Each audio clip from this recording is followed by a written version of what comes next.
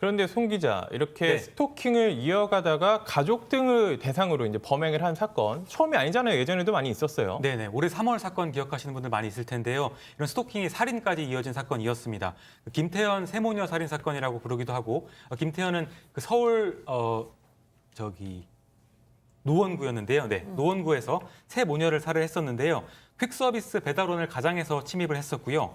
자신이 스토킹하던 여성뿐만 아니라 여동생과 어머니까지 함께 살해를 했었습니다. 근데 이때 온라인 게임에서 이 큰딸을 처음 알게 됐었는데요. 그리고 처음 만나서 얘기도 한번 했었는데 그 이후로 자신의 연락을 차단하니까 스토킹이 시작된 걸로 조사가 됐습니다. 그 이후에 집 앞에 찾아가거나 여러 가지 공중전화로 연락하는 등 스토킹을 했었고요. 하지만 이 김태현은 지금은 동생과 어머니를 살해한 건 우발적이었다고 주장을 하고 있는데 다음 주에 선고를 앞두고 있습니다.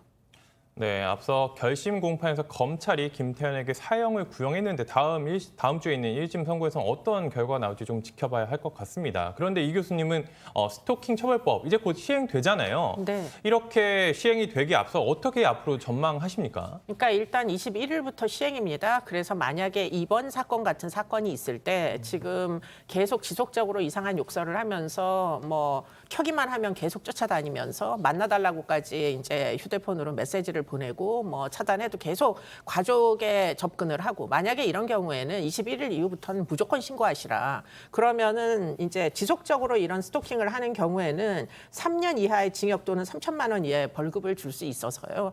강제로 분리가 되는 겁니다. 그렇기 때문에 지금 이렇게 지속적으로 또 피해자가 복수의 피해자가 있기 때문에 이 사건 같은 경우에 상습성은 얼마든지 인정을 할 수 있는 증거들이 확보가 될 것이기 때문에 그러면 아마도 징역형이 나올 개연성도 없지 않아 보여서 지금 이런 형태로 신고를 지속적으로 하면 좋겠고요. 이제는.